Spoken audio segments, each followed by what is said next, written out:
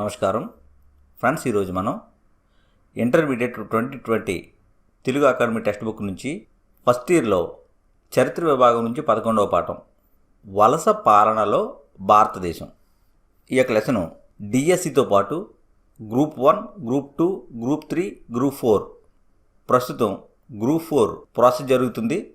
కాబట్టి ప్రతి ఒక్కరికి కూడా తెలుగు అకాడమీ టెక్స్ట్ బుక్ నుండి మైండ్ మ్యాపింగ్స్ రూపొందించి మీకు ఎక్స్ప్లెయిన్ చేస్తున్నాం.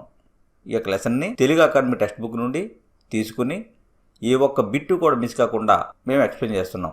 ఈ వీడియోలను పర్టికులర్గా డిఎస్సి వారిని దృష్టిలో పెట్టుకుని చేస్తున్నాం. వారితో పాటు ఇది గ్రూప్ 4 అభ్యర్థులకు చాలా ఉపయోగకరంగా ఉంటుంది.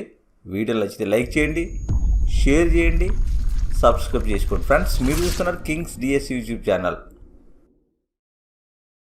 వలస పాలనలో భారతదేశం చూసినట్లయితే వలస విధానం అంటే ఇతర దేశాలను ఆక్రమించి నియంత్రణ సాగించే పద్ధతి.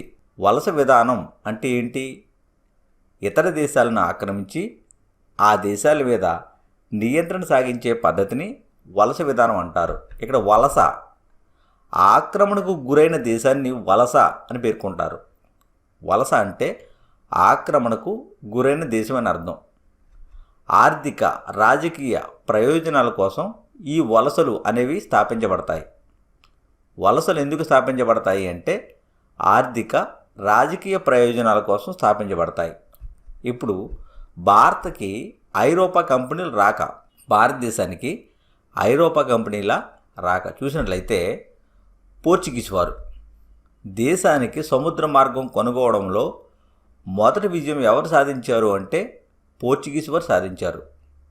భారతదేశానికి సముద్ర మార్గం కొనుక్కోవడంలో మొట్టమొదటి విజయం సాధించింది ఎవరు అంటే పోర్చుగీస్ వారు.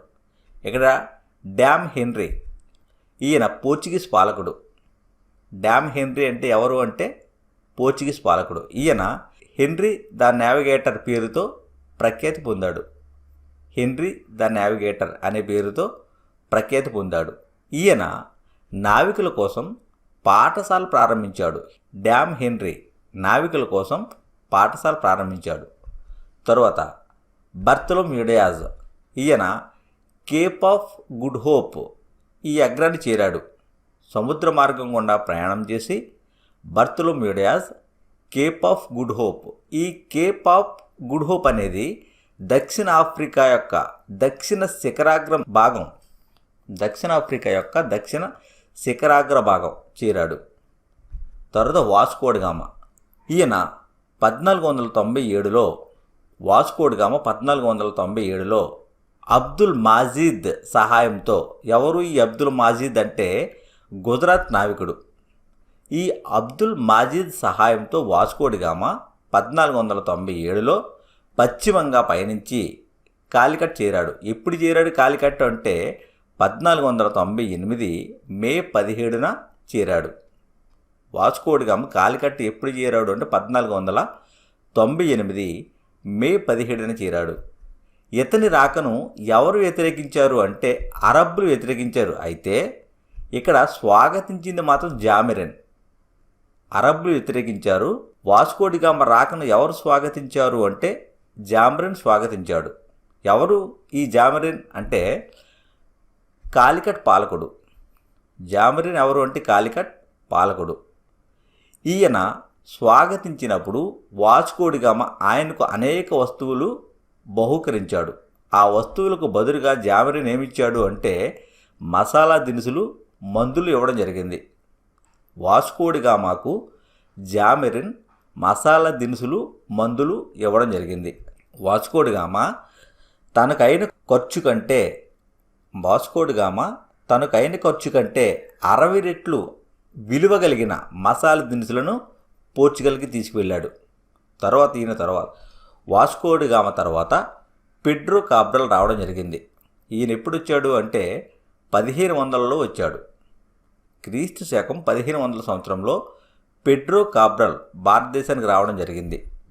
ఈయన 12 నౌకలలో 1200 మంది సైనికులతో రావడం జరిగింది. పెడ్రో కాబ్రల్ 12 నౌకలలో 1200 మంది సైనికులతో రావడం జరిగింది. వచ్చిన తర్వాత ఈయన అరబ్బులతో గొడవ పడుతున్న సమయంలోనే జామరిన్తో కూడా గొడవ పడవలసి వచ్చింది. తరువాత రెండోసారి వాస్కోడి గామ మరలా ఎప్పుడు వచ్చాడు అంటే మొట్టమొదట 1498 అని చెప్పుకున్నాం. రెండోసారి 1502లో వచ్చాడు. వాస్కోడి గామ రెండోసారి భారతదేశానికి 1502లో వచ్చాడు. వచ్చిన తర్వాత ఇక్కడ వెలసిన వ్యాపార కేంద్రాలు ఏంటి అంటే కొచ్చిన్, కన్ననూర్ ఈ ప్రాంతాలలో వ్యాపార కేంద్రాలను పోర్చుగీసు వారు ఏర్పాటు చేసుకున్నారు. తర్వాత ఫ్రాన్సిస్ డి అల్మేడా. ఈ ఫ్రాన్సిస్ డి అల్మేడా అనే ఆయన మొట్టమొదటి Portuguese governor. Francis de Almeida ఎవరు అంటే మొట్టమొదటి పోర్చుగీస్ గవర్నర్. ఇక్కడ డయ్యూ వద్ద జరిగిన యుద్ధం ఇది 1509లో జరిగింది. 1509లో డయ్యూ వద్ద యుద్ధం జరిగింది. ఈ యుద్ధంలో అరబ్బులను, ఈజిప్షియన్లను కూడా ఫ్రాన్సిస్ డి అల్మేడా ఓడించాడు.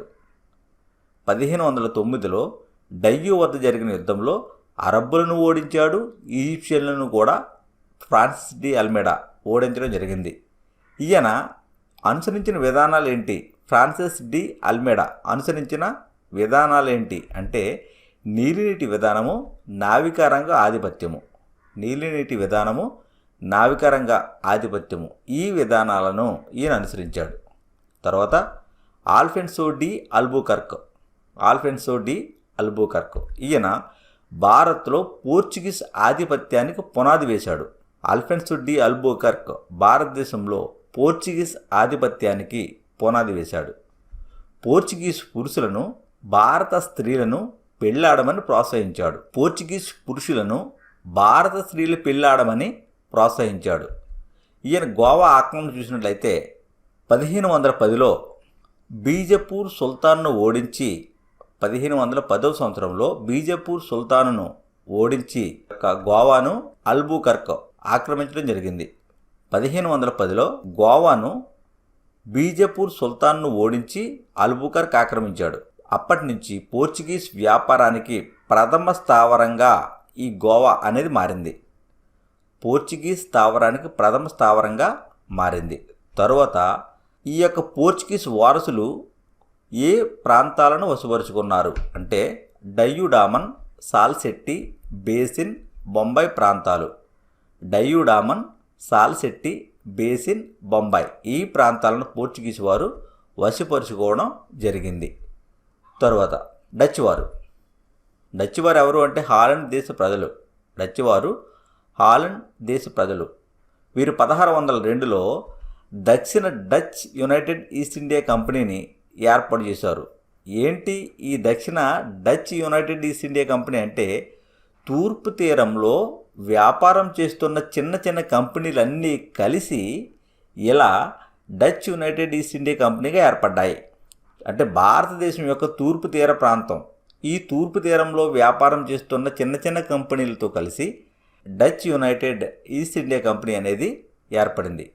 ఇంతకుముందు డచ్ వారి యొక్క వ్యాపార కేంద్రాలు ఏంటి అంటే మసాలా దీవులు. భారతదేశంలో తూర్పు తీరంలో వ్యాపార కేంద్రాలు ఏర్పాటు చేసుకునేదానికంటే ముందు డచ్ వారికి ఉన్న వ్యాపార కేంద్రాలు ఎక్కడ అంటే మసాలా దీవులు. ఏ దీవులను మసాలా దీవులు అంటారు అని మనం చూస్తే ఇక్కడ జావా, మలయ, సుమిత్ర ఈ దీవులను మసాలా దీవులు అని పిలుస్తూ ఉండేవారు. ఇక్కడ వ్యాపారం అనేది సాగిస్తూ ఉండేవారు. తర్వాత మచిలీపట్నం. భారతదేశంలో డచ్ వారి యొక్క మొట్టమొదటి వ్యాపార కేంద్రం ఏంటి అంటే మచిలీపట్నం. భారతదేశంలో డచ్ వారి యొక్క మొట్టమొదటి వ్యాపార కేంద్రం మచిలీపట్నం. 1610లో పులికాట్లో ఈ డచ్ వారు కోట నిర్మించారు. తరువాత ఇతర వర్తక కేంద్రాలు ఏంటి డచ్ వారికి అని మనం చూస్తే ఇక్కడ సూరత్ 1616లో వ్యాపార కేంద్రాన్ని ఏర్పాటు చేశారు. అదేవిధంగా భీమునిపట్నం ఇది 1641లో ఏర్పాటు చేయడం జరిగింది. చిన్సూరా అనే ప్రాంతం బెంగాల్లో ఉంది. 1653లో ఈ యొక్క ప్రాంతంలో వ్యాపార కేంద్రాన్ని స్టార్ట్ చేశారు. అదేవిధంగా 1658లో కాసిం బజార్ పాట్నా ఈ ప్రాంతాలలో వ్యాపార కేంద్రాలను డచ్ వారు ఏర్పాటు చేసుకున్నారు. మొదటిసారి మసాలా దినుసుల నుండి వ్యాపారాన్ని వస్త్ర రంగం వైపు మళ్లించిన ఘనత అనేది డచ్ వారికి దక్కింది. డచ్ వారి కంటే ముందు పోర్చుగీసు వారు మసాలా దినుసుల వ్యాపారమే మొదలుపెట్టారు. ఈ మసాలా దినుసుల వ్యాపారాన్ని వస్త్ర రంగం వైపు మళ్లించిన ఘనత ఎవరిది అంటే డచ్ వారిది. తరువాత డచ్ వారి తర్వాత బ్రిటిష్ వారు రావడం జరిగింది. బ్రిటిష్ వారు ఇక్కడ ఈస్ట్ ఇండియా కంపెనీ స్థాపన చూసినట్లయితే 1600 సంవత్సరంలో లండన్లో సాహసవంతులైన 200 మంది బ్రిటిష్ వ్యాపారస్తుల చేత ఎలిజబెత్ రాణి అనుమతితో ఈ ఈస్ట్ ఇండియా కంపెనీ అనేది స్థాపించబడింది. ఎప్పుడు 1600 సంవత్సరంలో. ఎక్కడ? లండన్లో. ఎవరు ఏర్పాటు చేశారు? 200 మంది సాహసవంతులైన బ్రిటిష్ వ్యాపారవేత్తలు. 200 మంది సాహసవంతులైన బ్రిటిష్ వ్యాపారవేత్తల చేత స్థాపించడం జరిగింది. ఎవరి అనుమతితో ఈ ఈస్ట్ ఇండియా కంపెనీ స్థాపించారంటే ఎలిజబెత్ రాణి అనుమతితో స్థాపించడం జరిగింది. అసలు ఈ ఈస్ట్ ఇండియా కంపెనీ స్థాపన యొక్క ఉద్దేశం ఏంటి అని చూస్తే తూర్పు దేశాలతో వ్యాపారం చేయడం. తూర్పు దేశాలతో వ్యాపారం చేయడం. ఎంతకాలానికి ఒప్పందం కుదిరింది ఎలిజబెత్ రాణితో అంటే 15 సంవత్సరాల వ్యాపారం చేసుకోవడానికి ఈస్ట్ ఇండియా కంపెనీ వారు ఎలిజబెత్ రాణితో 1600 సంవత్సరంలో లండన్లో ఒప్పందం కుదుర్చుకున్నారు. ఆ కాలంలో భారతదేశంలో అక్బర్ పరిపాలన చేస్తూ ఉండేవారు. ఈ అక్బరు 1605లో మరణించడం జరిగింది. ఆయన తరువాత జహంగీర్ పాలనకు రావడం జరిగింది. ఈ జహంగీర్ పరిపాలనా కాలంలోనే ఈ కంపెనీకి అనుమతి అనేది లభించింది. మొట్టమొదట కెప్టెన్ హాకిన్స్ ఎవరు అంటే మొదటి జేమ్స్ పరిపాలనా కాలంలో జహంగీర్ కొలువును సందర్శించాడు. ఎవరు? Captain Hawkins. మొదటి జేమ్స్ పాలనా కాలంలో జహంగీర్ కొలువును కెప్టెన్ హాకిన్స్ సందర్శించాడు. 1608 సంవత్సరం అది. ఎందుకు సందర్శించాడు అంటే మొఘల్ చక్రవర్తితో వ్యాపార సంబంధాలు సాగించడం కోసం. ఈయన ఉద్దేశం ఏంటి? కెప్టెన్ హాకిన్స్ యొక్క ఉద్దేశం అంటే మొఘల్ చక్రవర్తులతో వ్యాపారం చేయాలి అని. అయితే అప్పటికే పోర్చుగీసు వారు ఉండడం వల్ల, పోర్చుగీసు వారి జోక్యం వల్ల కెప్టెన్ హాకిన్స్ అపజయం పాలయ్యాడు. తర్వాత మచిలీపట్నంలో వర్తక స్థావరాన్ని ఏర్పాటుకు అనుమతి పొందారు 1611లో. 1608లో అయితే అపజయం పొందాడు. ఎక్కడ? పోర్చుగీసు వారి జోక్యం వల్ల జహంగీర్ కొలువును సందర్శించి ఇక్కడ అపజయం పొందాడు. అయితే 1611లో గోల్కొండ సుల్తాన్ నుండి మచిలీపట్నంలో వ్యాపారం చేసుకోవడానికి అనుమతి పొందారు. తర్వాత సర్ థామస్ రో. ఈయన 1615లో భారతదేశంలో వ్యాపారం చేసేందుకు అనుమతి పొందాడు. సర్ థామస్ రో 1615లో భారతదేశంలో వ్యాపారం చేసేందుకు అనుమతి పొందాడు. ఎవరి నుంచి అనుమతి పొందాడు అంటే జహంగీర్ నుంచి అనుమతి పొందడం జరిగింది. అప్పుడు సూరత్లో వ్యాపార కేంద్రం అనేది 1616లో ఏర్పాటు చేసుకున్నారు. జహంగీర్ నుంచి అనుమతి పొందిన తర్వాత సూరత్లో వ్యాపార కేంద్రము 1616లో ఏర్పాటు చేసుకోవడం జరిగింది. తర్వాత ఫ్రాన్సిస్ డే. ఈయన 1639లో మద్రాసును పొందాడు. ఫ్రాన్సిస్ డే 1639లో మద్రాసును పొందాడు. ఎవరి నుంచి మద్రాసు పొందాడు అంటే ప్రస్తుతం చెన్నై అంటున్నాం. ఈ మద్రాసుని చంద్రగిరి రాజు నుండి మద్రాసును పొందడం జరిగింది. తరువాత 1641లో ఈ మద్రాసులోనే సెయింట్ జార్జి కోటను నిర్మించారు. 1641లో సెయింట్ జార్జి కోటను మద్రాసులో నిర్మించడం జరిగింది. అదేవిధంగా బొంబాయిని వరకట్నంగా పొందడం జరిగింది బ్రిటిష్ వారు. ఎలా పొందారు వరకట్నంగా అంటే అప్పటికే పోర్చుగీసు వారు బొంబాయిని వశపరుచుకున్నారు అని మనం చెప్పుకోవడం జరిగింది. ఇక్కడ పోర్చుగీస్ యువరాణి బ్రిటిష్ యువరాజుని వివాహం ఆడినందువల్ల బ్రిటిష్ యువరాజును వివాహం ఆడినందువల్ల కట్నంగా బొంబాయిని పొందారు. ఇక్కడ జెరాల్డ్ ఆంగియర్. ఎవరు ఈ జెరాల్డ్ ఆంగియర్ అంటే బొంబాయిని వ్యాపార కేంద్రంగా అభివృద్ధి పరిచిన గొప్ప ఆర్థికవేత్త. బొంబాయిని వ్యాపార కేంద్రంగా అభివృద్ధి చేసిన ఆర్థికవేత్తే జెరాల్డ్ ఆంగియర్. తర్వాత ఈ సామ్రాజ్య విస్తరణ 1600 నుంచి 1757, ఈ 1757 ప్లాసీ యుద్ధం జరిగింది. ఈ ప్లాసీ యుద్ధం వరకు కూడా బ్రిటిష్ సామ్రాజ్యం అనేది విస్తరించింది. ఈ సామ్రాజ్య విస్తరణ ప్రారంభ దశ అని మనం పేర్కోవచ్చు. తర్వాత డేన్లు అనగా డెన్మార్క్ దేశ ప్రజలు అని అర్థం. డేన్లు అంటే డెన్మార్క్ దేశ ప్రజలు అని. 1620వ సంవత్సరంలో బ్రిటిష్ వారి తరువాత ఈ డేన్లు భారతదేశంలో ప్రవేశించారు. బ్రిటిష్ వారి తరువాత భారతదేశంలో ప్రవేశించిన వారు ఎవరు అంటే డేన్లు. వీరి యొక్క వర్తక కేంద్రాలు చూసినట్లయితే ట్రాంక్వీబార్. ఈ ట్రాంక్వీబార్ అనేది తంజావూరు సమీపంలో ఉంది. ఈ తంజావూరు సమీపంలో ఉన్న ట్రాంక్వీబార్ మరియు సేరంపూర్. ఈ సేరంపూర్ అనేది ప్రధాన వర్తక కేంద్రం. డేన్ల యొక్క ప్రధాన వర్తక కేంద్రం ఏంటి అంటే సేరంపూర్. ఇది బెంగాల్లో ఉంది. తర్వాత ఫ్రెంచ్ వారు. ఇక్కడ కాల్బర్ట్. ఈ కాల్బర్ట్ ఫ్రెంచ్ ఈస్ట్ ఇండియా కంపెనీ స్థాపకుడు. కాల్బర్ట్ ఎవరు అంటే ఫ్రెంచ్ ఈస్ట్ ఇండియా కంపెనీ యొక్క స్థాపకుడు. ఫ్రెంచ్ ప్రభుత్వం చేత ఏర్పడిన company. French east India company అనేది ఫ్రెంచ్ ప్రభుత్వం చేత ఏర్పడిన కంపెనీ. ఈ కాల్బర్టు 14వ లూయి వద్ద ఆర్థిక మంత్రిగా పనిచేశాడు. కాల్బర్టు 14వ లూయి వద్ద ఆర్థిక మంత్రిగా పనిచేయడం జరిగింది. తర్వాత సూరత్. 1668లో మొదటి వ్యాపార స్థావరమే ఈ సూరత్ అనేది. ఫ్రెంచి వారి యొక్క మొట్టమొదటి వ్యాపార స్థావరం ఏంటి అంటే సూరత్. ఇప్పుడు 1668లో. ఈ సూరత్తో పాటు ఫ్రెంచి వారి యొక్క ఇతర వ్యాపార కేంద్రాలు ఏంటి అంటే మచిలీపట్నం. ఇది 1669లోను. అదేవిధంగా పుదుచ్చేరి 1674లో. ఈ పుదుచ్చేరి నగర నిర్మాత ఎవరు? ఫ్రాంకోయి మార్టిన్. పుదుచ్చేరి నగర నిర్మాత ఎవరు అంటే ఫ్రాంకోయి మార్టిన్. ఈ పుదుచ్చేరి అనేది ప్రధాన వర్తక కేంద్రం ఎవరికి? ఫ్రెంచి వారికి. ఫ్రెంచి వారికి ప్రధాన వర్తక కేంద్రం ఏంటి అంటే పుదుచ్చేరి. తర్వాత చంద్రనగర్. 1690వ సంవత్సరంలో హుగ్లీ నదీ తీరంలో ఈ చంద్రనగర్ వర్తక కేంద్రం ఏర్పడింది. తర్వాత యానం. 1723లో ఇది ఆంధ్ర తీరంలో ఉంది.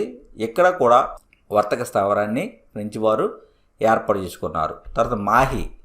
1725లో మలబార్ తీరంలో ప్రాంతం వ్యాపార కేంద్రాన్ని ఫ్రెంచి వారు ఏర్పాటు చేసుకోవడం జరిగింది. తరువాత కరైకాల్. 1739లో కోరమండల్ తీరంలో ఉంది. కరైకాల్ అనేది ఎక్కడుంది అంటే కోరమండల్ తీరంలో ఉంది. 1739లో ఇక్కడ వ్యాపార కేంద్రాన్ని ఏర్పాటు చేసుకోవడం జరిగింది ఫ్రెంచి వారు. తర్వాత ఫ్రాన్సిస్ మార్టిన్. 1601లో భారత్లో ఫ్రెంచ్ డైరెక్టర్ జనరల్ ఎవరు అంటే ఫ్రాన్సిస్ మార్టిన్. 1601వ సంవత్సరంలో భారతదేశంలో ఫ్రెంచ్ డైరెక్టర్ జనరల్ ఎవరు అంటే ఫ్రాన్సిస్ మార్టిన్. ఫ్రెంచ్ వ్యాపార కేంద్రాల విస్తరణకు ఫ్రాన్సిస్ మార్టిన్ కృషి చేశాడు. తర్వాత లేనాయర్ జోమా వీరిద్దరూ కూడా ఫ్రెంచ్ పథకాన్ని రెపరెపలాడించారు భారతదేశంలో ఫ్రెంచ్ పథకాన్ని రెపరెపలాడించింది ఎవరు అంటే లేనాయర్ జోమా. తర్వాత డూప్లే. 1742లో పుదుచ్చేరికి డైరెక్టర్ జనరల్గా వచ్చాడు. డూప్లే 1742లో పుదుచ్చేరికి డైరెక్టర్ జనరల్గా వచ్చాడు. భారతదేశంలో ఫ్రెంచ్ సామ్రాజ్య నిర్మాతగా డూప్లే ప్రసిద్ధి పొందాడు. దేశంలో ఫ్రెంచ్ సామ్రాజ్య నిర్మాతగా డూప్లే ప్రసిద్ధి పొందాడు. ఈ డూప్లే యొక్క భార్య ఎవరు అంటే బేగం జోనా. డూప్లే భార్య పేరు బేగం జోనా. ఈవిడ కూడా డూప్లేకు పరిపాలనలో సహాయకారిగా ఉంది. తర్వాత ఈస్ట్ ఇండియా కంపెనీ అధికారాన్ని ఎలా విస్తరించుకుంది? మొట్టమొదట కర్ణాటక యుద్ధాలు. ఈ కర్ణాటక యుద్ధాలు ముఖ్యంగా 3 కర్ణాటక యుద్ధాలు జరిగాయి. అందులో మొదటి కర్ణాటక యుద్ధం ఇది 1744 నుంచి 1748 ఈ మధ్యకాలంలో మొదటి కర్ణాటక యుద్ధం జరిగింది. ఎవరికి జరిగింది ఈ మొదటి కర్ణాటక యుద్ధం అంటే చందా సాహెబ్కి అన్వరుద్దీన్కి మధ్య జరిగింది. చందా సాహెబ్ ఫ్రెంచి వారిని ఆశ్రయించాడు. ఇక్కడ అన్వరుద్దీన్ గురించి చూసినట్లయితే అన్వరుద్దీన్ దోస్త్ అలీ ఈ దోస్తాలి ఆర్కాట్ నవాబుగా ఉంటూ ఉండేవాడు. అతని మరణం తర్వాత అన్వరుద్దీన్ అధికారంలోకి ఆర్కాట్ నవాబుగా వచ్చాడు.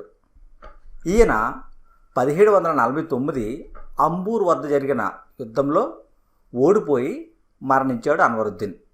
మహమ్మద్ అలీని, ఎవరు ఈ మహమ్మద్ అలీ అంటే అన్వరుద్దీన్ యొక్క కుమారుడు. కలవరం చెందిన ఆంగ్లేయులు మహమ్మద్ అలీకి మద్దతు పలికారు.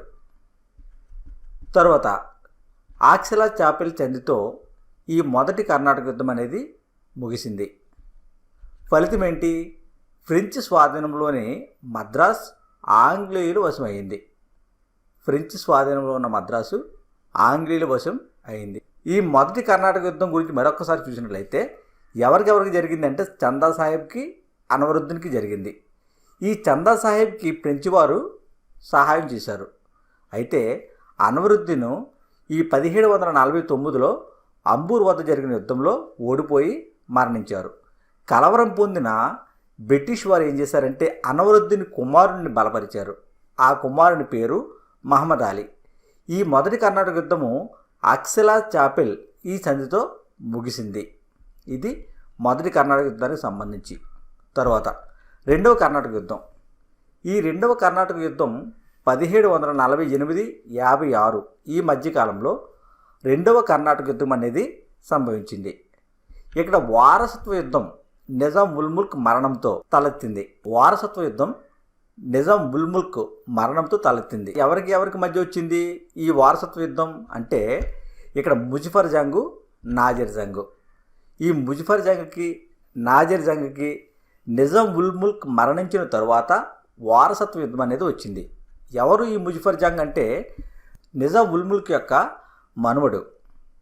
ముజఫర్ జంగ్ ఎవరు అంటే నిజాం ఉల్ ముల్క్ మనవడు. ఈ ముజఫర్ జంగు ఫ్రెంచ్ వారిని ఆశ్రయించాడు. 1751లో సొంత ప్రజల చేతిలో ఈ ముజఫర్ జంగు మరణిస్తే ఈ ఫ్రెంచ్ వారు ఏం చేశారంటే ఈ బుస్సీ సలాబత్ జంగ్ని దక్కన్ సుబేదారిగా నియమించాడు. బుస్సీ ఏం చేశాడంటే ఈ ముజఫర్ జంగ్ మరణించిన తరువాత సలాబత్ జంగ్ని దక్కన్ సుబేదారిగా నియమించడం జరిగింది. తర్వాత నాజర్ జంగ్ గురించి చూసినట్లయితే ఈయన నిజాం ఉల్ ముల్క్ యొక్క కుమారుడు. ఈ నిజాం ఉల్ ముల్క్కి, నాజర్ జంగ్కి జరిగిందే రెండవ కర్ణాటక యుద్ధం. ఇది అంతిమంగా డూప్లే, ఎవరి డూప్లే అంటే ఫ్రెంచ్ గవర్నర్, అంతిమంగా ఈ డూప్లే రాబర్ట్ క్లైవ్ను ఓడించడంతో యుద్ధం అనేది ముగిసింది. రెండవ కర్ణాటక యుద్ధం ముగిసింది. ఎక్కడ ఓడించాడు అంటే ఆర్కాట్ అనే ప్రాంతం వద్ద ఓడించడం జరిగింది. తర్వాత మూడవ కర్ణాటక యుద్ధం 1756 నుంచి 1763 ఈ మధ్యకాలంలో జరిగింది. ఈ మూడవ కర్ణాటక యుద్ధం రావడానికి కారణం ఏంటి నేపథ్యం అంటే సప్తవర్ష సంగ్రామం. ఎక్కడ జరిగింది? యూరప్లో జరిగింది. ఎవరికి జరిగింది? ఇంగ్లీష్ వారికి, ఫ్రెంచ్ వారికి మధ్య ఐరోపాలో సప్తవర్ష సంగ్రామం అనేది జరిగింది. ఆ సప్తవర్ష సంగ్రామంలో ఫ్రెంచ్ అనేది ఓడిపోయింది.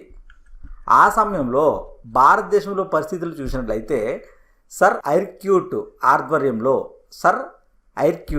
ఈయన ఆధ్వర్యంలో బ్రిటిష్ సైన్యం వాందవాసి యుద్ధంలో ఫ్రెంచ్ వారిని ఓడించింది. అక్కడ ఐరోపాలో అయితే ఇంగ్లాండ్ చేతిలో ఫ్రాన్స్ ఓడిపోయింది. భారతదేశంలో అయితే బ్రిటిష్ చేతిలో ఫ్రెంచ్ వారు ఓడిపోవడం జరిగింది. ఈ బ్రిటిష్ వారి సైన్యానికి ఎవరు ఆధ్వర్యం వహించారు అంటే సర్ ఐర్క్యూట్ ఈయన ఆధ్వర్యం వహించడం జరిగింది బ్రిటిష్ సైన్యానికి. ఈ సర్ ఐర్క్యూట్ ఆధ్వర్యంలో బ్రిటిష్ సైన్యము వాందవాసి వద్ద జరిగిన యుద్ధంలో 1760లో ఫ్రెంచ్ వారిని ఓడించడం జరిగింది. ఈ మూడవ కర్ణాటక యుద్ధము ప్యారిస్ సంధితో ముగిసింది. ఇలా మొత్తం 3 కర్ణాటక యుద్ధాలు జరిగాయి. ఈ 3 కర్ణాటక యుద్ధాల ద్వారా ఆంగ్లేయులు తమ రాజ్యాన్ని పటిష్టపరుచుకున్నారు. తరువాత బెంగాల్పై విజయం. ఆంగ్లేయులు బెంగాల్ మీద ఎలా విజయం సాధించారు చూసినట్లయితే ఇంగ్లీష్ వారు కలకత్తాలో విలియం కోటను నిర్మించారు. ఇక్కడ ప్లాసీ యుద్ధం చూసినట్లయితే జూన్ 23, 1757న ప్లాసీ యుద్ధం జరిగింది.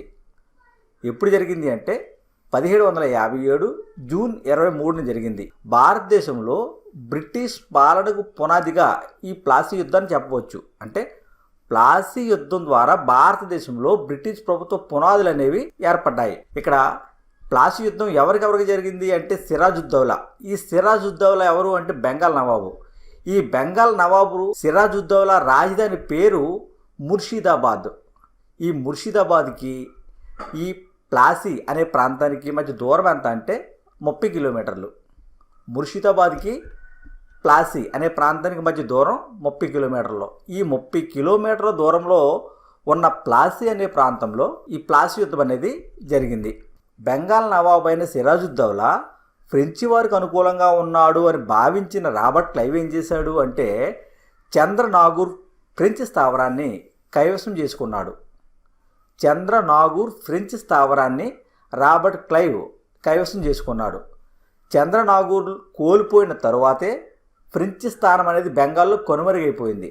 ఇక్కడ మనల్ని అడుగుతాడు ఏమని, ఏ ప్రాంతాన్ని కోల్పోయిన తరువాత ఫ్రెంచ్ వారు బెంగాల్లో కనుమరుగైంది అని అడిగినప్పుడు చంద్రనాగూర్ అనే స్థావరాన్ని కోల్పోయిన తర్వాత ఫ్రెంచ్ స్థానం అనేది బెంగాల్లో కనుమరుగైంది. సిరాజుద్దౌలాను ఓడించాలి అని చెప్పేసి రాబర్ట్ క్లైవ్ ఏం చేశాడంటే మీర్ జాఫర్తో చేతులు కలిపాడు. ఎవరు ఈ మీర్ జాఫర్ అంటే నవాబుగా ఉన్న సిరాజుద్దౌలా యొక్క సైన్యాధిపతి.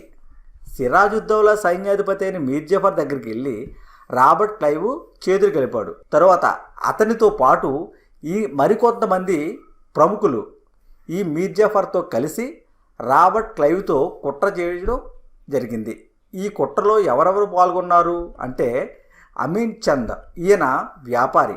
బెంగాల్లో ఆ కాలంలో వ్యాపారి పేరేంటంటే అమీన్ చంద్. ఈయన ప్లాసీ యుద్ధానికి సంబంధించి ప్రముఖమైన పాత్ర పోషించాడు. ఫలితంగా 30 లక్షల రూపాయలు ఇస్తానని చెప్పేసి రాబర్ట్ క్లైవ్ అమీన్ చంద్కి చెప్పాడు. తర్వాత మాణిక్ చంద్, ఈయన సిరాజుద్దౌలా యొక్క ప్రతినిధి.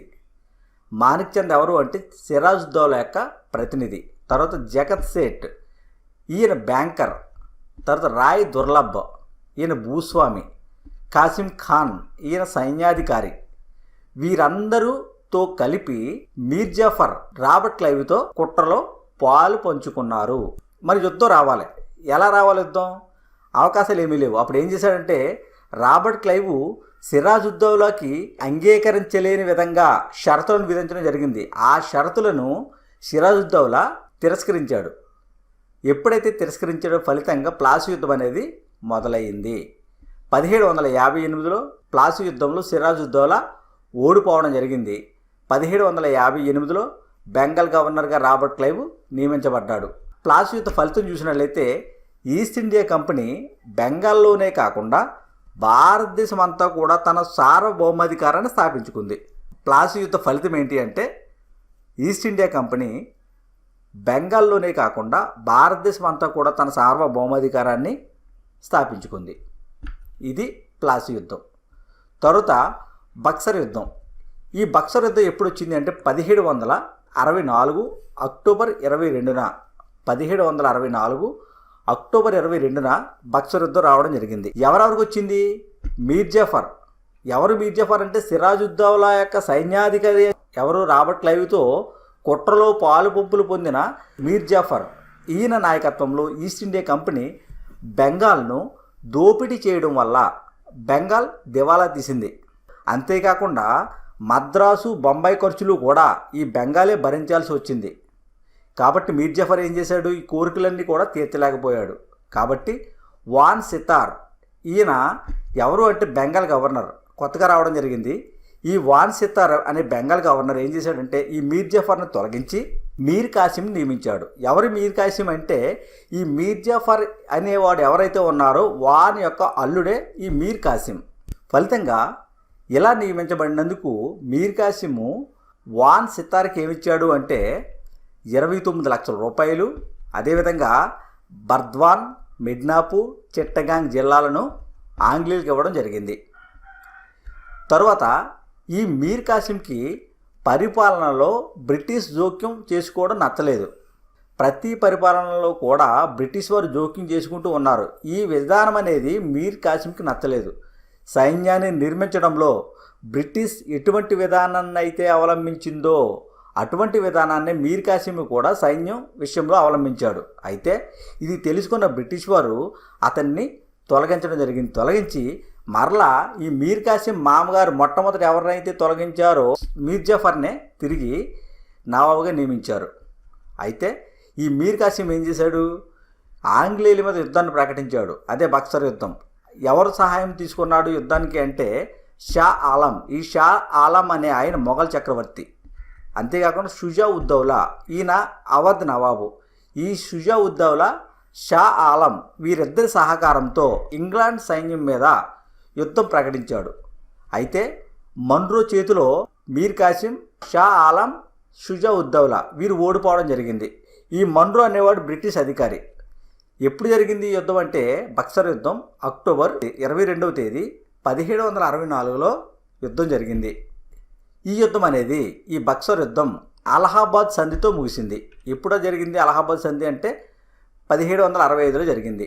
ఈ అలహాబాద్ సంధితో ముగిసింది. ఫలితంగా ద్వంద్వ పరిపాలన బెంగాల్లో స్థాపించబడింది. ఏంటి ఈ పరిపాలన అంటే ద్వంద్వ పాలన ప్రకారము పన్నులు వసూలు చేసుకునే అధికారం ఏమో కంపెనీకి లభిస్తుంది, ఈస్ట్ ఇండియా కంపెనీకి. దీన్నే దివానీ అధికారం అంటారు. పాలన మాత్రం నవాబుకి ఇవ్వబడింది. ఇలా బక్సర్ యుద్ధం ద్వారా వీరి యొక్క స్థానం అనేది పదిలిపరుచుకున్నారు. తర్వాత ఇలా ఆంగ్లేయులు కర్ణాటకను వశపరుచుకున్నారు, బెంగాల్ని కూడా వశపరుచుకోవడం జరిగింది. తర్వాత మైసూర్ ప్రాంతం, ఆంగ్లో మైసూర్ యుద్ధాలు. ఈస్ట్ ఇండియా కంపెనీ మైసూర్ని కూడా జయించాలి అని నిర్ణయించుకున్నారు. కాబట్టి 4 యుద్ధాలు, ఆంగ్లో మైసూర్ యుద్ధాలు ఎన్ని జరిగాయి అంటే 4 యుద్ధాలు జరిగాయి. 1వ మైసూర్ యుద్ధము, 2వ మైసూర్ యుద్ధము, 3, 4 ఇలా మైసూర్ యుద్ధాలు జరిగాయి. మొదటి మైసూర్ యుద్ధం 1767, 1769 ఈ మధ్యకాలంలో మొదటి మైసూర్ యుద్ధం జరిగింది.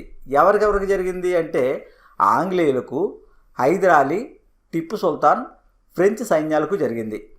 అంటే హైదర్ అలీ కొడుకు టిప్పు సుల్తాన్.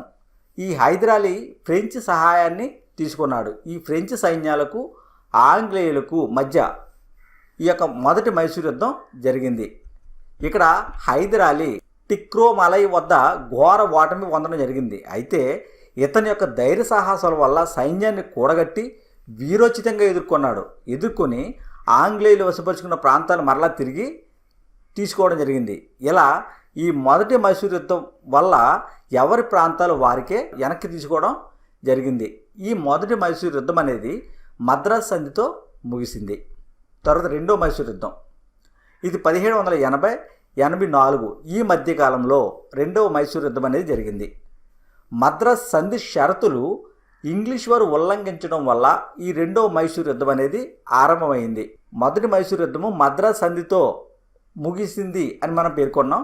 కాబట్టి ఈ మద్రాస్ సంధి షరతులు ఏవైతే ఉన్నాయో షరతులను ఉల్లంఘించారు. ఇలా ఉల్లంఘించడం వల్ల 2వ మైసూర్ యుద్ధం అనేది మొదలైంది. కల్నల్ బెయిలీ ఆధ్వర్యంలో 80,000 మంది సైన్యంతో హైదర్ అలీపై మెరుపుదాడి చేశాడు. 2వ మైసూర్ యుద్ధంలో కల్నల్ బెయిలీ ఆధ్వర్యంలో 80,000 మంది సైన్యంతో హైదర్ అలీ మీద మెరుపుదాడి చేశాడు. ఇప్పుడు జూలైలో 1780లో. అయితే ఈ యుద్ధం జరుగుతుండగానే హైదర్ అలీ క్యాన్సర్తో మరణించాడు. తర్వాత అతని కుమారుడైన టిప్పు సుల్తాను ఆంగ్లేయులతో మంగుళూరు సంధి చేసుకున్నాడు. ఎవరితో చేసుకున్నాడు అంటే ఆంగ్లేయులతో. మంగుళూరు సంధి ఏ యుద్ధ ఫలితంగా ఏర్పడింది? 2వ మైసూర్ యుద్ధ ఫలితంగా ఏర్పడింది. ఇలా 2వ మైసూర్ యుద్ధం అనేది జరిగింది. తర్వాత 3వ మైసూర్ యుద్ధం. ఇక్కడ కార్న్ వాలిస్ టిప్పు సుల్తాన్ను అధికారం నుండి తొలగించడానికి ప్రయత్నం చేశాడు. కార్న్ వాలిస్ ఏం చేశాడంటే టిప్పు సుల్తాన్ను అధికారం నుండి తొలగించడానికి ప్రయత్నం చేశాడు. ఫలితంగా యుద్ధం అనేది ఆరంభమైంది. ఆ 3వ మైసూర్ యుద్ధంలో టిప్పు సుల్తాన్ ఓటమి పాలయ్యాడు. శ్రీరంగపట్నం సంధి జరిగింది. ఈ సంధి ప్రకారము శ్రీరంగపట్నం సంధి ప్రకారము కృష్ణా పెన్నా మధ్య భూభాగం అంతా కూడా బ్రిటిష్ వారికి ఇవ్వడానికి టిప్పు సుల్తాన్ అంగీకరించడం జరిగింది. ఇది 3వ మైసూర్ యుద్ధం. తర్వాత 4వ మైసూర్ యుద్ధం 1799లో వెల్లశ్రీ టిప్పును ఓడించి టిప్పు సుల్తాన్ని హతమార్చాడు. ఇలా టిప్పు సుల్తాన్ చనిపోవడం వల్ల మైసూర్ ప్రాంతం అంతా కూడా ఇంగ్లీష్ వారికి దక్కింది. ఇవి ఆంగ్లో మైసూర్ యుద్ధాలు. ఇలా కర్ణాటక ప్రాంతము, బెంగాల్ ప్రాంతము, మైసూర్ ప్రాంతము కూడా ఇంగ్లీష్ వారు దక్కించుకున్నారు. తర్వాత ఆంగ్లో మహారాష్ట్ర యుద్ధాల గురించి చూసినట్లయితే 1775, 1818 ఈ మధ్యకాలంలో ఆంగ్లో మహారాష్ట్ర యుద్ధాలు అనేవి జరిగాయి. ఇంగ్లీష్ వారు రాజ్య విస్తరణ కార్యకలాపాలను సాగించిన పద్ధతులు ఏంటి? అంటే ఇంగ్లీష్ వారు తమ రాజ్యాన్ని విస్తరించుకోవడానికి ఏ పద్ధతులను అనుసరించారు అని మనం చూస్తే యుద్ధ ఒప్పందము, ఐక్యం చేసుకోవడము, ఈ రెండు పద్ధతులను కూడా ఇంగ్లీష్ వారు అవలంబించారు తమ రాజ్యాన్ని విస్తరించుకోవడానికి. మొత్తం ఆంగ్లో మైసూర్ మహారాష్ట్ర యుద్ధాలు ఎన్ని జరిగాయి అంటే 3 యుద్ధాలు జరిగాయి. ఆంగ్లో మరాఠా యుద్ధాలు అంటారు. ఒకటో మహారాష్ట్ర యుద్ధము, రెండో మరాఠా యుద్ధము, మూడవ మరాఠా యుద్ధం. ఒకటో మరాఠా యుద్ధం 1775, 1782 మధ్యకాలంలో జరిగింది. వారన్ హేస్టింగ్స్ మరాఠా బలగాన్ని ఓడించాడు. వారన్ హేస్టింగ్స్ మొదటి మరాఠా యుద్ధంలో మరాఠా బలగాన్ని ఓడించాడు. తర్వాత రెండో మరాఠా యుద్ధం 1803, 1805 మధ్యకాలంలో జరిగింది. ఇది వెల్లసిలి కాలంలో జరిగింది రెండవ మరాఠా యుద్ధం. తర్వాత మూడవ మరాఠా యుద్ధం 1817లో జరిగింది. లార్డ్ హేస్టింగ్స్ కాలంలో ఈ మూడవ మరాఠా యుద్ధం జరిగింది. ఇలా మరాఠా యుద్ధాల ఫలితం ఏంటి అంటే మరాఠ్వాడా ప్రాంతంలో ఈస్ట్ ఇండియా కంపెనీ అధికారాన్ని స్థాపించుకుంది. మహారాష్ట్రలోని మరాఠ్వాడా అనే ప్రాంతంలో ఈస్ట్ ఇండియా కంపెనీ తమ అధికారాన్ని స్థాపించుకుంది. మరాఠాలు తమ అధికారం పూర్తిగా కోల్పోయారు. రెండో బాజీరావు ఏం చేశాడంటే స్వతంత్రాన్ని కోల్పోయి ఈస్ట్ ఇండియా కంపెనీ ఇచ్చే పెన్షన్ మీద జీవించాడు. ఇలా భారతదేశంలో పంజాబ్, సింధ్ ఈ 2 ప్రాంతాలు మినహా మొత్తం భారతదేశం అంతా కూడా బ్రిటిష్ వారి వశం అయిపోయింది. వెంటనే వీళ్ళు పంజాబ్ మీద కొన్నేశారు బ్రిటిష్ వారు. అప్పుడు ఆంగ్లో సిక్ యుద్ధాలు జరిగాయి. ఆంగ్లో సిక్ యుద్ధాలు. ఇక్కడ రంజిత్ సింగ్ పంజాబ్ పాలకుడు. రంజిత్ సింగ్ ఎవరంటే పంజాబ్ పాలకుడు. మింటో ఏం చేశాడు 1808లో ఈ రంజిత్ సింగ్ యొక్క స్థిరత్వాన్ని జీర్ణించుకోలేని మింటో 1808లో అమృత్సర్ సంధి చేసుకున్నాడు. ఈ రంజిత్ సింగ్ తర్వాత మరణించడం జరిగింది. రంజిత్ సింగ్ మరణించిన తర్వాత బ్రిటిష్ వారు వారి యొక్క అమృత్సర్ సంధిలో ఏ షరతులు అయితే చేసుకున్నారో ఆ షరతులను ఉల్లంఘించారు. మొత్తం ఇలా 2 ఆంగ్లో సిక్ యుద్ధాలు అనేవి జరిగాయి. ఒకటవ ఆంగ్లో సిక్ యుద్ధం అనేది 1845లో జరిగింది. రెండవ ఆంగ్లో సిక్ యుద్ధము 1848లో జరిగింది. 1849లో పంజాబ్ అనేది బ్రిటిష్ సామంతరాజ్యం అయిపోయింది. ఇలా బ్రిటిష్ వారి విజయానికి కారణాలు ఏంటి?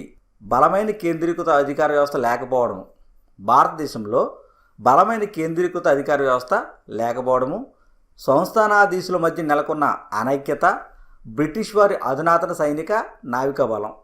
ఈ విధానం వల్ల భారతదేశాన్ని మొత్తం బ్రిటిష్ వారు తమ స్వాధీనంలోకి తెచ్చుకోగలిగారు. తర్వాత గవర్నర్ జనరల్స్ వారి యొక్క సంస్కరణలు చూసినట్లయితే వారన్ హేస్టింగ్స్. ఈ వారన్ హేస్టింగ్స్ 1772 నుంచి 1785 ఈ మధ్యకాలంలో గవర్నర్ జనరల్గా పనిచేశాడు. 1773లో రెగ్యులేటింగ్ చట్టం అనేది వారన్ హేస్టింగ్స్ కాలంలోనే చేయబడింది. ఈ వారన్ హేస్టింగ్స్ బెంగాల్ తొలి గవర్నర్ జనరల్. బెంగాల్ యొక్క తొలి గవర్నర్ జనరల్ ఎవరు అంటే వారన్ హేస్టింగ్స్. ఈయన ద్వంద్వ ప్రభుత్వ విధానాన్ని రద్దు చేశాడు. అంతకుముందు పేర్కొబడిన ద్వంద్వ ప్రభుత్వ విధానం ఏదైతే ఉందో దానిని వారన్ హేస్టింగ్స్ రద్దు చేశాడు. ఏంటి అంటే ఇక్కడ పన్ను వసూలు చేసుకునే అధికారమేమో బ్రిటిష్ కంపెనీకి, పరిపాలన చేసే అధికారమేమో బెంగాల్ పాలకులకు ఇవ్వడం జరిగింది. భారతీయులను కంపెనీ ఉద్యోగులుగా నియమించాడు వారన్ హేస్టింగ్స్. భారతీయులను కంపెనీ ఉద్యోగులుగా నియమించాడు. ఇక్కడ ఇంకోటి గమనించాలి, కార్న్వాలిస్ మాత్రం ఆంగ్లేయులను మాత్రమే కంపెనీ యొక్క ఉన్నత ఉద్యోగులుగా నియమించాడు. కానీ వారన్ హేస్టింగ్స్ అయితే భారతీయులను ఉన్నత ఉద్యోగాలలో నియమించడం జరిగింది. వారన్ హేస్టింగ్స్ కాలంలోనే సమూల మార్పులు అనేవి జరిగాయి. సామాజిక, ఆర్థిక, రాజకీయ రంగాలలో వారన్ హేస్టింగ్స్ కాలంలో సమూలమైన మార్పులు జరిగాయి. తర్వాత కార్న్వాలిస్. ఈ కార్న్వాలిస్కి భారతీయుల పట్ల చిన్న చూపు ఉంటూ ఉండేది. ఈయన 1786 నుంచి 1793 ఈ మధ్యకాలంలో పనిచేశాడు. అమెరికా స్వతంత్ర పోరాటంలో ఈ కార్న్వాలిసే సర్వ సైన్యాధ్యక్షునిగా పాల్గొన్నాడు. అమెరికా స్వాతంత్ర పోరాటంలో కార్న్వాలిస్ సర్వ సైన్యాధ్యక్షునిగా ఇంగ్లాండ్ తరపున పాల్గొనడం జరిగింది. తర్వాత భారత్లో యుద్ధాలలో పాల్గొవద్దని బ్రిటిష్ ప్రభుత్వం కార్న్వాలిస్కి చెప్పి భారతదేశానికి పంపించింది. ఇక్కడ భారతదేశం వచ్చిన తర్వాత శాశ్వత శిస్తు పన్ను నిర్ణయ విధానాన్ని కార్న్వాలిస్ అమలుపరిచాడు. భారతదేశంలో శాశ్వత శిస్తు పన్ను విధానాన్ని అమలుపరిచాడు. ఇక్కడ సర్ జాన్ షోర్ ఈ శాశ్వత శిస్తు పన్ను విధానానికి రూపశిల్పి. శాశ్వత శిస్తు పన్ను విధానానికి రూపశిల్పి ఎవరు అంటే సర్ జాన్ షోర్. ఆ కాలంలో ఈ జాన్ షోరు బోర్డ్ ఆఫ్ రెవెన్యూ అధ్యక్షుడు. భారతీయులుగా పుట్టిన ప్రతి వారు కూడా అవినీతి పరులే అని కార్న్వాలిస్ పేర్కొన్నాడు. భారతీయులుగా పుట్టిన ప్రతి ఒక్కరు కూడా అవినీతి పరులే అని కార్న్వాలిస్ పేర్కోవడం జరిగింది. బ్రిటిష్ వారిని కంపెనీ ఉద్యోగులుగా నియమించాడు. భారతీయులను తొలగించి బ్రిటిష్ వారిని మాత్రమే కంపెనీ యొక్క ఉన్నత ఉద్యోగులుగా నియమించడం జరిగింది ఈ కార్న్వాలిస్. అంతేకాకుండా భారతదేశంలో సివిల్ సర్వీసులను కూడా ప్రవేశపెట్టాడు. కార్న్వాలిస్ భారతదేశంలో సివిల్ సర్వీసులను కూడా ప్రవేశపెట్టాడు. నాటి కలెక్టర్లకు ఉండే అధికారాలు ఏంటి అంటే ఆర్థిక అధికారాలు, న్యాయ అధికారాలు, పోలీస్ అధికారాలు. ఈ అధికారాలన్నీ కూడా ఆ కాలంలో కలెక్టర్లకు ఉండేవి. ఆ అధికారాలలో న్యాయాధికారాలను, పోలీస్ అధికారాలను కార్న్వాలిస్ కలెక్టర్లకు రద్దు చేశాడు. అంటే కేవలం ఆర్థిక అధికారాలు మాత్రమే ఉంచాడు. తరువాత కార్న్వాలిస్ కోడ్ రూపొందించాడు. ఈయన స్థాపించిన సివిల్, క్రిమినల్ కోర్టులు అనేవి మున్సిఫ్ కోర్టులుగా పిలువబడ్డాయి. అంటే భారతదేశంలో మున్సిఫ్ కోర్టులను ఎవరు స్థాపించారు అంటే కార్న్వాలిస్ స్థాపించాడు. ఈ కార్న్వాలిస్ స్థాపించిన సివిల్ కోర్టులు, క్రిమినల్ కోర్టులు ఇవి మున్సిఫ్ కోర్టులుగా పిలువబడ్డాయి. కార్న్వాలిస్ తర్వాత సర్ జాన్ షోర్ ఇప్పుడే పేర్కొన్నాం. ఈయన శాశ్వత శిస్తు విధానానికి రూపశిల్పి అని 1793 నుంచి 1798 మధ్యకాలంలో గవర్నర్ జనరల్గా పనిచేశాడు. ఈయన రెవెన్యూ బోర్డులను స్థాపించడం జరిగింది. తర్వాత వెల్లస్లీ. ఈ వెల్లస్లీ చూసినట్లయితే ఈయన 1798, 1803 ఈ మధ్యకాలంలో భారతదేశానికి గవర్నర్ జనరల్గా వెల్లస్లీ పనిచేశాడు. సైన్య సహకార పద్ధతి ప్రవేశపెట్టాడు. వెల్లస్లీ సైన్య సహకార పద్ధతిని ప్రవేశపెట్టాడు. ఇక్కడ నిజాం అలీ ఈయన సైన్య సహకార పద్ధతిలో మొదట చేరిన హైదరాబాద్ పాలకుడు. నిజాం అలీ సైన్య సహకార పద్ధతిలో ఎవరు ప్రవేశపెట్టారు? వెల్లస్లీ. ఈ వెల్లస్లీ ప్రవేశపెట్టిన సైన్య సహకార పద్ధతిలో మొట్టమొదటి చేరిన హైదరాబాద్ యొక్క పాలకుడు ఎవరు అంటే నిజాం అలీ. ఈ నిజాం అలీ బ్రిటిష్కి దారాదత్తం చేసిన ప్రాంతాలు ఏంటి? ఈ బ్రిటిష్ సైన్య పోషణ నిమిత్తం అంటే సీడెడ్ లేదా దత్త మండలాలు అని పేర్కొంటారు ఆ ప్రాంతాలని. ఏంటి ఆ ప్రాంతాలు అంటే కడప, కర్నూలు, అనంతపురం, బళ్ళారి. ఈ రాయలసీమ ఏరియాలో ఉన్న ప్రాంతాలు కడప, కర్నూలు, అనంతపురం, బళ్ళారి. ఈ ప్రాంతాలను నిజాం అలీ బ్రిటిష్ సైన్య పోషణ నిమిత్తం సైన్య సహకార పద్ధతిలో భాగంగా బ్రిటిష్ వారికి దారాదత్తం చేశాడు. ఈయన తరువాత సాదత్ అలీ ఖాన్. ఈయన ఔద్ యొక్క రాజు. ఈయన కూడా బ్రిటిష్ వారికి కొన్ని ప్రాంతాలను దారాదత్తం చేయడం జరిగింది. ఏంటి ఆ ప్రాంతాలంటే రోహిల్ఖండ్, గంగా యమున పరివాహక ప్రాంతాలు. రోహిల్ఖండ్ ప్రాంతము, గంగా యమున పరివాహక ప్రాంతాలను సాదత్ అలీ ఖాన్ ఈయన బ్రిటిష్ వారికి దారాదత్తం చేయడం జరిగింది. తర్వాత మింటో 1807 నుంచి 1813 ఈ మధ్యకాలంలో భారతదేశానికి బ్రిటిష్ గవర్నర్ జనరల్గా పనిచేశాడు. తమిళనాడులో ఈయన కాలంలోనే వెల్లూరు తిరుగుబాటు సంభవించింది. మింటో కాలంలోనే తమిళనాడులో వెల్లూరు తిరుగుబాటు సంభవించింది. తర్వాత హేస్టింగ్స్. ఈయన 1813 నుంచి 1823 ఈ మధ్యకాలంలో గవర్నర్ జనరల్గా పనిచేశాడు. ఈ హేస్టింగ్స్ రైత్వారీ పద్ధతి ప్రవేశపెట్టాడు. భారతదేశంలో రైతువారీ పద్ధతిని ఎవరు ప్రవేశపెట్టారు అంటే హేస్టింగ్స్ ప్రవేశపెట్టడం జరిగింది. తర్వాత హామెస్ట్, ఈయన 1823 నుంచి 1828 ఈ మధ్యకాలంలో బ్రిటిష్ గవర్నర్ జనరల్గా పనిచేశాడు. ఈయన కాలంలో మొదటి బర్మా యుద్ధం అనేది సంభవించింది. హామెస్ట్. తర్వాత విలియం బెంటింక్, ఈయన 1828 నుంచి 1835 మధ్యకాలంలో పనిచేశాడు. ఈయన మొదటి గవర్నర్ జనరల్, అంటే దేశంలో బ్రిటిష్ సామ్రాజ్యాన్ని అంతటికీ కూడా మొట్టమొదటి గవర్నర్ జనరల్ ఎవరు అంటే విలియం బెంటింక్. అంతకు ముందు ఉన్నవారు అందరూ కూడా బెంగాల్ గవర్నర్ జనరల్గా ఉంటూ ఉండేవారు. విలియం బెంటింక్ కాడ నుండి భారత గవర్నర్ జనరల్గా ఘనతను విలియం బెంటింక్ పొందాడు. భారతదేశంలో మొట్టమొదటి బ్రిటిష్ సామ్రాజ్యాన్ని అంతటికీ కూడా మొదటి గవర్నర్ జనరల్గా విలియం బెంటింక్ ఘనత పొందాడు. ప్రాచ్య విద్యలో బోధన జరగాలా లేదా ఆంగ్ల విద్యలో బోధన జరగాలా అనే వివాదానికి ముగింపు పలకాలి అని విలియం బెంటింక్ ఆలోచించాడు. అంటే ప్రాచ్య విద్యలో జరగాల బోధన, ఆంగ్ల విద్యలో జరగాల అని ఈ యొక్క వివాదానికి ముగింపు పలకాలి అని భావించాడు. ఇక్కడ మెకాలే, ఈ మెకాలే ఎవరు అంటే బెంటింక్ యొక్క అనుచరుడు, విలియం బెంటింక్ యొక్క అనుచరుడు. ఈ మెకాలే ద్వారా విలియం బెంటింక్ ఆధునిక విద్యా విధానానికి రూపకల్పన చేశాడు. విలియం బెంటింక్ మెకాలే ద్వారా ఆధునిక విద్యా విధానానికి రూపకల్పన చేశాడు. ఆ ఆధునిక విద్యా విధానమే ఆంగ్ల విద్యా విధానం అని పేరు. అంటే భారతదేశంలో ఆంగ్ల విద్యా విధానాన్ని ఎవరు ప్రవేశపెట్టారు అంటే బెంటింక్ ప్రవేశపెట్టడం జరిగింది. అప్పటి వరకు కూడా విద్యకు సంబంధించి ఎటువంటి ప్రతిపాదనలు కూడా చేయలేదు. అయితే మొట్టమొదటిసారిగా 1813లో చార్టర్ చట్టంలో విద్యకు ₹1,00,000 భారతీయ విద్యా వ్యాప్తి ఖర్చు చేయాలి అని నిర్ణయించారు. మొట్టమొదటిసారిగా భారతదేశంలో ఏ చట్టం ప్రకారము విద్యకు ₹1,00,000 కేటాయించారు అంటే 1813 చార్టర్ చట్టం ప్రకారము మొట్టమొదటిసారిగా ₹1,00,000 భారతీయ విద్యా వ్యాప్తికి ఖర్చు చేయాలి అని నిర్ణయించారు. అయితే 1833 చార్టర్ చట్టం ప్రకారంగా ₹10,00,000 గ్రాంట్ అనేది విద్యా వ్యాప్తికి ఇవ్వడం జరిగింది. 1833 చార్టర్ చట్టం ప్రకారము ₹10,00,000 గ్రాంట్ని ఇవ్వడానికి, భారతీయ విద్యా వ్యాప్తికి ఖర్చు చేయడానికి బ్రిటిష్ ప్రభుత్వం నిర్ణయించింది. రాజా రామ్మోహన్ రాయ్, ఈయన విలియం బెంటింక్ యొక్క ఆధునిక విద్యా విధాన రూపకల్పనకు మద్దతు పలికాడు. ఈ విలియం బెంటింక్ మద్రాసు, కలకత్తాలో వైద్య కళాశాల నెలకొల్పాడు. విలియం బెంటింక్ కలకత్తాలో వైద్య కళాశాలను నెలకొల్పాడు.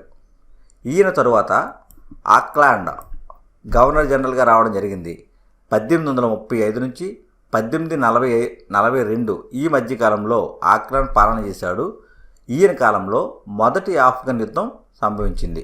ఎల్లిన్ బరో, ఈయన కాలంలో కూడా మొదటి ఆఫ్ఘన్ యుద్ధం సంభవించింది. అంటే మొదటి ఆఫ్ఘన్ యుద్ధం ఎవరి కాలంలో సంభవించిందంటే ఆక్లాండ్, ఎల్లిన్ బరో వీరి కాలంలో మొదటి ఆఫ్ఘన్ యుద్ధం సంభవించింది. ఆక్లాండ్ 1835 నుంచి 1842 మధ్య కాలంలో పాలిస్తే ఎల్లిన్ బరో 1842 నుంచి 1844 ఈ మధ్యకాలంలో పరిపాలన చేశాడు. తర్వాత హార్డింజ్ 1, ఈయన 1844 నుంచి 1848 ఈ మధ్యకాలంలో పాలన చేయడం జరిగింది. ఈ హార్డింజ్ 1 కాలంలోనే మొదటి సిక్ యుద్ధం అనేది సంభవించింది. మొదటి సిక్ యుద్ధం. తర్వాత డల్హౌసీ 1848 నుంచి 1856 మధ్యకాలంలో డల్హౌసీ పాలన చేయడం జరిగింది. ప్రజా అవసరాల పనులు ఈ డల్హౌసీ కాలంలోనే మొదలయ్యాయి. ప్రజా అవసరాల పనులు ఎవరి కాలంలో మొదలయ్యాయి అంటే డల్హౌసీ కాలంలోనే మొదలయ్యాయి. ఈ డల్హౌసీ రాజ్య సంక్రమణ సిద్ధాంతాన్ని ప్రతిపాదించాడు. ఎందుకు ప్రతిపాదించాడు అంటే స్వదేశీ సంస్థానాలను ఆక్రమించేందుకు. రాజ్య సంక్రమణ సిద్ధాంతం యొక్క లక్ష్యం ఏంటి అంటే వారసులు లేని స్వదేశీ పాలకుల సంస్థానాలు ఆక్రమించడం. ఎవరైతే వారసులు లేకుండా ఉన్నారో వారి సంస్థానాలను బ్రిటిష్ ప్రభుత్వం ఆక్రమించే లక్ష్యంతో, స్వదేశీ సంస్థానాలను ఆక్రమించే లక్ష్యంతో డల్హౌసీ రాజ్య సంక్రమణ సిద్ధాంతాన్ని ప్రతిపాదించడం జరిగింది. దత్త స్వీకరణ విధానాన్ని రద్దు చేశాడు. అంటే ఎవరైనా కానీ వారసులు లేకుండా వేరే ఊరిని దత్తత తీసుకుంటే అటువంటి విధానాన్ని కూడా డల్హౌసీ రద్దు చేశాడు. స్వదేశీ సంస్థానాలు 3 రకాలుగా డల్హౌసీ వర్గీకరించాడు. స్వదేశీ సంస్థానాలను ఎన్ని రకాలుగా వర్గీకరించాడు అంటే 3 రకాలుగా వర్గీకరించడం జరిగింది. ఏంటి ఆ 3 అంటే బ్రిటిష్ సార్వభౌమత్వం అంగీకరించని రాజ్యాలు, అది ఒకటి. బ్రిటిష్ సార్వభౌమత్వం అంగీకరించని రాజ్యాలు, వీటికి దత్తత హక్కు కలిగి ఉండేవి.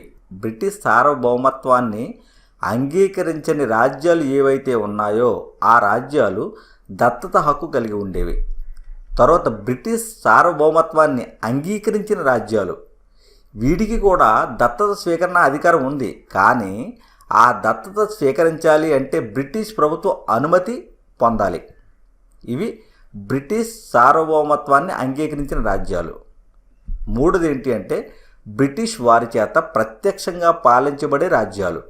బ్రిటిష్ వారి చేత ప్రత్యక్షంగా పాలించబడే రాజ్యాలు, వీటికి దత్తత స్వీకరణ హక్కు లేదు. అంటే వేటికి ఉంది? బ్రిటిష్ సార్వభౌమత్వాన్ని అంగీకరించిన రాజ్యాలకు ఉంది, అంగీకరించిన రాజ్యాలకు ఉంది. అంగీకరించిన రాజ్యాలకు మాత్రం బ్రిటిష్ వారి యొక్క అనుమతి ముందుగా పొందాలి.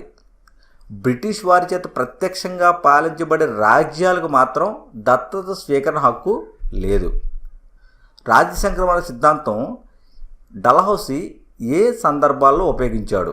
మొట్టమొదట సతారా ఆక్రమించుకున్నాడు. ఎలాగా? ఈ సతారా పాలకుడు అప్పా సాహెబ్. సతారా పాలకుడు ఎవరు అంటే అప్పా సాహెబ్. ఈయన 1848లో మరణించాడు. 1848లో మరణించాడు ఈ సతారా పాలకుడైన అప్పా సాహెబ్. వారసులు లేకుండా మరణించడంతో ఈ సతారా ప్రాంతాన్ని డల్హౌసీ కలుపుకున్నాడు.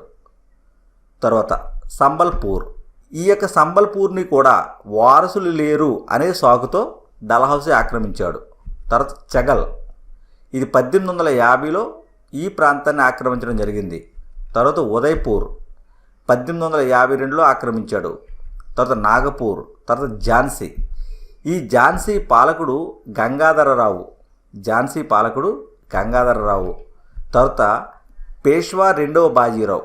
ఈ పేష్వా రెండవ బాజీరావు దత్తపుత్రుడు నానాసాహెబ్.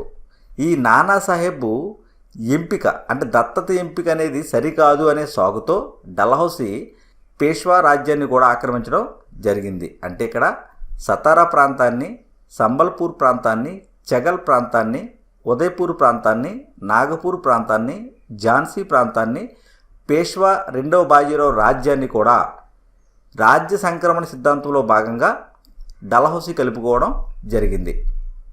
తర్వాత 1853లో భారతదేశంలో రైల్వేలను, పోస్టళ్లను ప్రవేశపెట్టాడు. తర్వాత టెలిగ్రాఫ్ కలకత్తా నుంచి ఆగ్రా వరకు డల్హౌసీ కాలంలోనే ఈ టెలిగ్రాఫ్ లైన్ అనేది ప్రారంభమైంది. తర్వాత కానింగ్. డల్హౌసీ తర్వాత కానింగ్. ఈయన 1856 నుంచి 1857 ఈ మధ్యకాలంలో కానింగ్ పాలన సాగించాడు. రెండవ బహదూర్ షా. ఎవరు ఈ రెండవ బహదూర్ షా అంటే మొఘల్ చక్రవర్తి.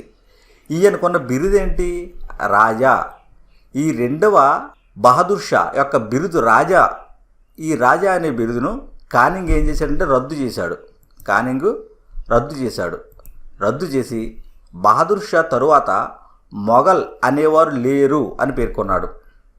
కానింగ్ ఏం చేశాడంటే బహదూర్ షా తరువాత మొఘల్ అనేవారే లేరు అని పేర్కొన్నాడు. సిపాయిల తిరుగుబాటు 1857లో ఈ కానింగ్ కాలంలోనే సంభవించింది. భారతదేశ చివరి గవర్నర్ జనరల్ ఎవరు అంటే కానింగ్. భారతదేశం యొక్క చివరి గవర్నర్ జనరల్ ఎవరు అంటే కానింగ్. తరువాత 1857 తిరుగుబాటు. దీనినే సిపాయిల తిరుగుబాటు అంటారు. ఈ సిపాయిల తిరుగుబాటు యొక్క కారణాలు ఏంటి అంటే రాజకీయ కారణాలు, ఆర్థిక కారణాలు, సామాజిక కారణాలు, మత కారణాలు, సైనిక కారణాలు, తక్షణ కారణం, ఇలా వివిధ కారణాలను పేర్కోవచ్చు. ఇందులో రాజకీయ కారణాలు. ఈశ్వరి ప్రసాద్ ఈయన చరిత్రకారుడు ఏమన్నాడు రాజకీయ కారణాల గురించి అంటే డల్హౌసీ యొక్క సిద్ధాంతం ప్రకారము భారతీయ రాజ్యాలు పూర్తిగా తుడిచిపెట్టుకుపోయాయి అని చెప్పి ఈశ్వరి ప్రసాద్ అనే చరిత్రకారుడు పేర్కొన్నాడు. ఈశ్వరి ప్రసాద్ అనే చరిత్రకారుడు ఏమని పేర్కొన్నాడు అంటే డల్హౌసీ సిద్ధాంతం ప్రకారము డల్హౌసీ ప్రవేశపెట్టిన రాజ్య సంక్రమణ సిద్ధాంతం ప్రకారము భారతీయ రాజ్యాలన్నీ కూడా తుడిచిపెట్టుకుపోయాయి అని చెప్పేసి ఈశ్వరి ప్రసాద్ పేర్కోవడం జరిగింది. తర్వాత ఆర్థిక కారణాలు. ఇక్కడ ఆర్థిక దోపిడీ, బ్రిటిష్ వలస పాలన ముఖ్య ఉద్దేశం ఏంటి అంటే ఆర్థిక దోపిడీ. బ్రిటిష్ వారి వలస పరిపాలన యొక్క ముఖ్య ఉద్దేశం ఆర్థిక దోపిడీ. ఈ బ్రిటిష్ వారు ప్రవేశపెట్టిన నూతన ఆర్థిక విధానాలు ఈ సిపాయిల తిరుగుబాటుకు కారణమయ్యాయి. ఇందులో రైతులు కూడా అప్పులు తీర్చలేక, వడ్డీ కట్టలేక సిపాయిల తిరుగుబాటుకు సహకరించారు. రైతులు కూడా అప్పులు తీర్చలేక, వడ్డీ కట్టలేక సిపాయిల తిరుగుబాటుకు సహకరించారు. సామాజిక మత కారణాలు. హిందువులను క్రైస్తవులుగా మార్చివేస్తారు అనే భయం వ్యాపించింది. 1829లో బెంటింక్ సతీ సహగమనాన్ని రద్దు చేశాడు. 1829లో బెంటింక్ సతీ సహగమనాన్ని రద్దు చేశాడు. అంతేకాకుండా 1856లో హిందూ వితంతు పునర్వివాహ చట్టాన్ని ప్రవేశపెట్టాడు. ఇలా ప్రవేశపెట్టిన చట్టాల వల్ల సనాతన ధర్మానికి విరుద్ధమని ప్రజలు భావించారు. తర్వాత సైనిక కారణాలు. ఈ సైనిక కారణాలలో ప్రధాన కారణం అసంతృప్తి. సైనికులలో ప్రధాన కారణం ఏంటి అంటే అసంతృప్తి. సైన్యంలో ముఖ్యంగా 2 భాగాలు ఉంటూ ఉండేవి. ఆ 1వ భాగంలో ఆంగ్లేయులు ఉండేవారు, 2వ భాగంలో భారతీయులు ఉండేవారు. వీరినే సిపాయిలు అని పిలిచేవారు. భారతీయులు ఏ భాగంలో అయితే ఉన్నారో ఆ భాగాన్ని, అందులో సైన్యాన్ని సిపాయిలని పిలిచేవారు. 1854లో సైనికులకు తపాలా ఖర్చు లేకుండా సంప్రదింపు జరుపుకునే హక్కు అనేది రద్దు చేయబడింది. ఇప్పుడు 1854లో సైనికులకు తపాలా ఖర్చు లేకుండా సంప్రదింపులు జరుపుకునే హక్కు అనేది రద్దు చేయబడింది. 1856లో కానింగ్ విధానం. ఏంటి ఈ కానింగ్ విధానం అంటే వారసత్వ సైనికులను ఎక్కడికైనా ఏ ప్రాంతానికైనా పంపడానికి విధానాలను రూపొందించాడు.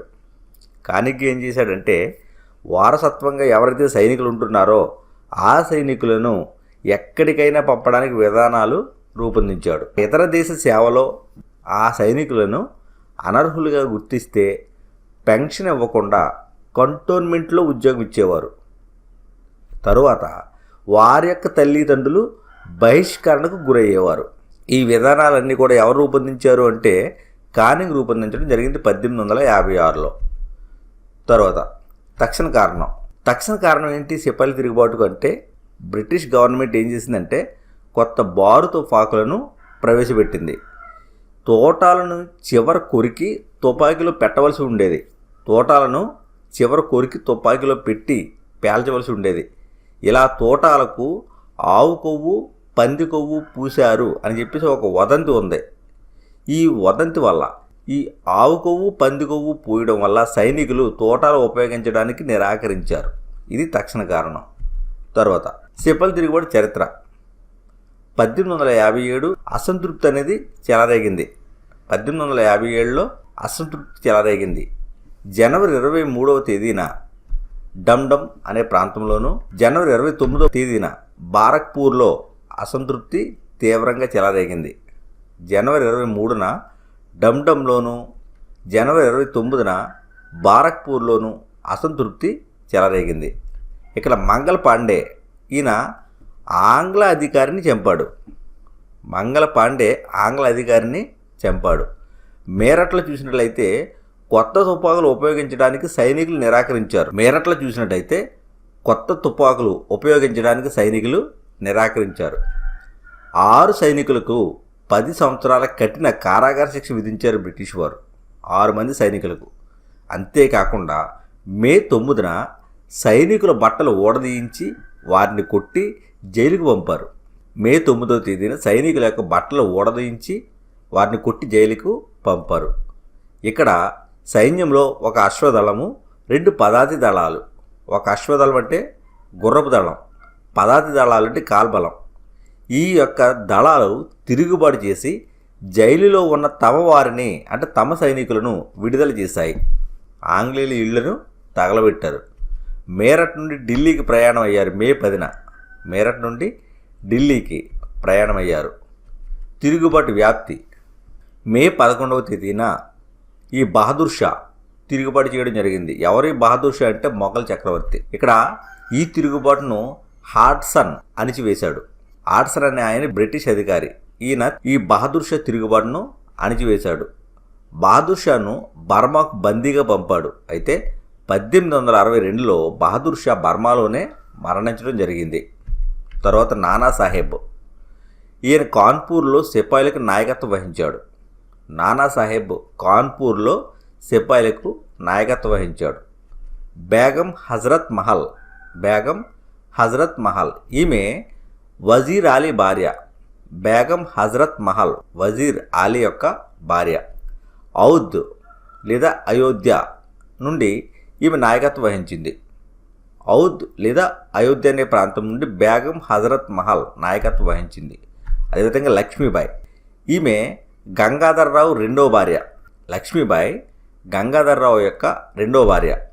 ఝాన్సీ నుండి తిరుగుబాటు చేసింది. ఈమె యొక్క అసలు పేరు మణికర్ణిక. ఈ లక్ష్మీబాయి అసలు పేరు ఏంటి అంటే మణికర్ణిక. తన దత్త కుమారుడిని ఝాన్సీ రాజుగా బ్రిటిష్ వారు గుర్తించకపోవడంతో ఈ ఝాన్సీ ప్రాంతంలో లక్ష్మీబాయి తిరుగుబాటు చేసింది. సర్ హ్యూరోస్ ఈ యొక్క తిరుగుబాటును అణిచివేశాడు. సర్ హ్యూరోస్ తిరుగుబాటును అణిచివేయడం జరిగింది. లక్ష్మీబాయిని ఈ యొక్క హ్యూరోసు వీరవంతిగా శ్లాఘించాడు, వీరవంతిగా కొనియాడాడు. ఇక్కడ తిరుగుబాటుదారులందరిలో కూడా లక్ష్మీబాయిని తెలివైన, అందమైన, ధైర్యం గల వీరనారిగా కీర్తించాడు. సిపాయిల తిరుగుబాటులో లక్ష్మీబాయిని తెలివైన, అందమైన, ధైర్యం గల వీరనారిగా ఎవరు కీర్తించాడు అంటే సర్ హ్యూరోస్ కీర్తించడం జరిగింది. ఈమె పోరాడుతూ మా స్వహస్తాలతో మా స్వాతంత్రాన్ని సమాధి చేయనీయం అని పలికింది.